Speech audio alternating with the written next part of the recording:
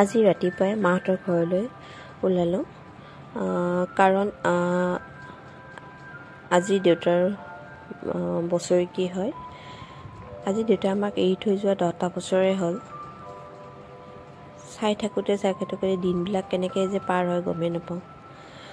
মনত পৰে বহুত দেউতালৈ, এনেই সদায় মনত পৰে, কিন্তু আজি ঘৰলৈকে যেতিয়া আহোঁ আৰু বেছি মনত পৰে দেউতালৈ। দেউতাৰ আজি পুণ্যতিথিত দেউতাই য'তেই আছে তাতে ভালে থাকক, আমাক তাৰ পৰা আশীৰ্বাদ কৰক দেউতাই। আমাৰ ল'ৰা ছোৱালী 3টাই হয়, মোৰ দাদা আৰু মই আৰু মোৰ বা। মই চবতে সৰু হয় চবতকৈ, কিন্তু দেউতাই মোক খুবেই মৰম কৰিছিলে আগতে সৰুৰ পৰাই। দাদাহঁতকো কৰিছিলে, কিন্তু মই বেছি মৰমৰ আছিলোঁ। তো সেইকাৰণে মোৰ বেছিয়ে মনত পৰে চব দেউতালৈ। আৰু কিছুমান স্মৃতি আছে য'ত নেকি পাহৰিব নোৱাৰোঁ দেউতাৰ লগত। সেই আজি দিনটো মই ভাবিলোঁ অলপমান ৰাখি থৈ দিওঁ ভিডিঅ' ৰূপে, কাৰণ কিয় এই সময়খিনিতো আকৌ ঘূৰাই নাপাওঁ।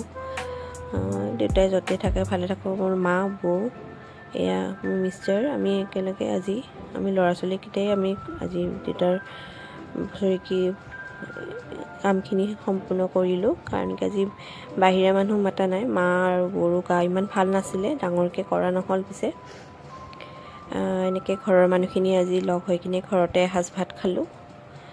আজি সময়খিনি মই ৰাখিলোঁ, কাৰণ কিয় এই সময়খিনি পাৰ হ'লে আকৌ ঘূৰাই নাপাম বুলিয়ে। চবেই ঘৰৰ মানুহ চবেই ভালে থাকক, এয়া মোৰ গোটেই পৰিয়ালটো। চব ভগৱানে যাতে ভালে ৰাখক চবকে। এয়া মোৰ ভাগিন 2টা, এয়া ডাঙৰ ভাগিন আৰু ছোৱালী তাই, আৰু ইহঁত 2টা ভতিজা হয় মোৰ। ইহঁত 2টা টুইন হয় একচুৱেলি, কিন্তু সিহঁতে কেমেৰাৰ ওচৰত 4জনে আহিব লাজ কৰে। মই তথাপিতো সিহঁতক আজি কৈছোঁ নাই তোমালোকে ওলাব লাগিব আজি, তথাপিতো আপোনালোকক দেখালোঁ।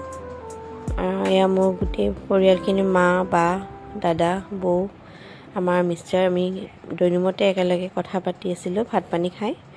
আজি সময়খিনি এনেকৈ পাৰ কৰালোঁ। সেয়ে আপোনালোককো দেখাব চেষ্টা কৰিলোঁ। মোৰ ভিডিঅ'বোৰ চাই যদি ভাল পায় আপোনালোকে লাইক কমেণ্ট কৰিব। আজিলৈ আহিছোঁ বাৰু, টাটা বাই বাই।